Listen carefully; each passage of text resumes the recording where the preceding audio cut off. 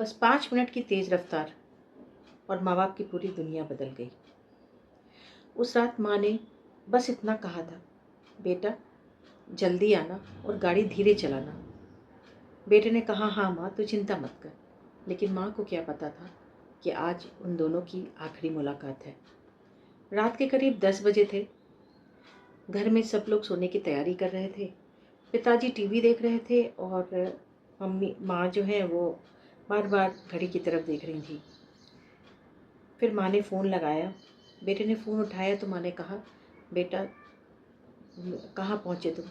बेटे ने कहा, बस माँ घर पहुँच ही रहा हूँ। माँ ने कहा, बेटा धीरे से गाड़ी चलाना, बहुत तेज़ मत चलाना। और फिर जब काफ़ी देर हो गए बेटा घर नहीं आया तो माँ ने सोचा कि वो फिर से एक बार फ़ोन लगा के पूछे कि बेटा कहाँ रह गया। इतने में फ़ोन की घंटी बजी। इस बार फ़ोन पे बेटा नहीं था। फ़ोन से आवाज़ आई, आप आरव के घर से बोल रहे हैं? और ऐसा लगा जैसे माँ के पैरों तले ज़मीन खिसक गई। अस्पताल के बाहर पापा चुपचाप से खड़े थे और माँ लगातार कह रही थी, मैंने कहा था मेरे बेटे को कि गाड़ी धीरे चलाना। माँ बहुत ज़ोर ज़ोर से रोने लगी। काश मैं उसे रोक पाती। इतने में डॉक्टर बाहर आए और उन्होंने कहा कि वो आरव को बचा नहीं पाए। दर्द उसके बाद शुरू हुआ। घर में बेटे का कमरा वैसा ही था। जूते पड़े थे, कंप्यूटर पड़ा था, बेटे का हेलमेट पड़ा था, गाड़ी की चाबी पड़ी थी, सिर्फ आरव नहीं था। सुनकर कितनी तकलीफ़ होती है ना। माँ हर बार दरवाजे के पास देखती और कहती कि शायद मेरा बेटा अब आएगा, थोड़ी देर में आएगा। मगर वो पल फिर कभी लौट के नहीं आया।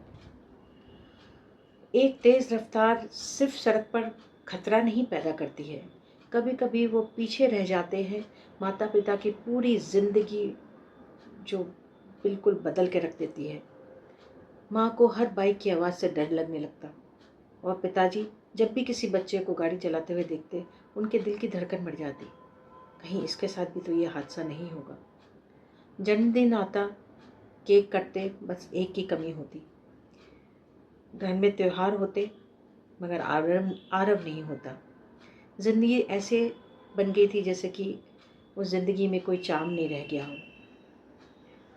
और सबसे जो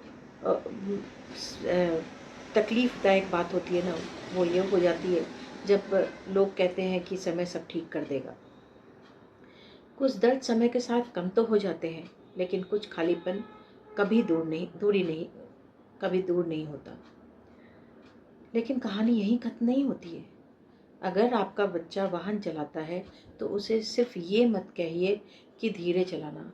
उसे ये कहिए कि बेटा आपके पीछे आपके पूरे परिवार हैं, आपके माता पिता हैं, आपके भाई बहन हैं, आपके रिश्तेदार हैं, तो इस चीज़ का ख्याल रख के गाड़ी चलाओ। एक माँ है जो हमेशा बच्चे का इंतज़ार करती है और एक जो पिता है जो कभी अपनी भावनाओं को किसी के सामने शो नहीं करते।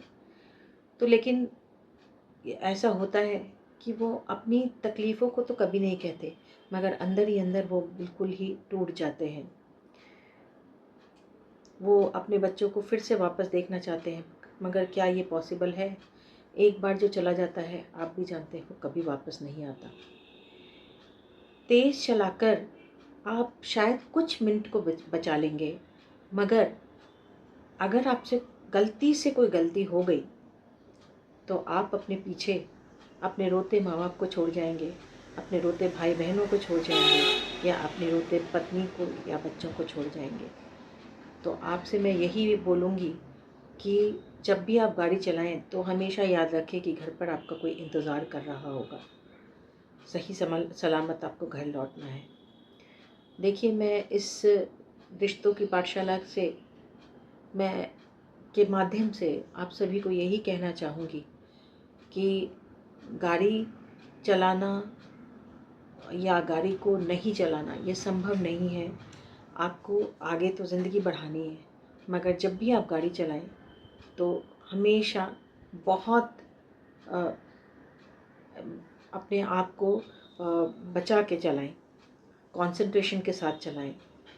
कोशिश करें कि आपके कानों में हेडफोन ना लगा हो, क्योंकि अगर आपका कॉल आएगा और आप गाड़ी चला रहे हैं और गाड़ी का एक्सीडेंट हो जाए तो आप अपने पीछे बहुत सारी परेशानियां छोड़ के जाएंगे।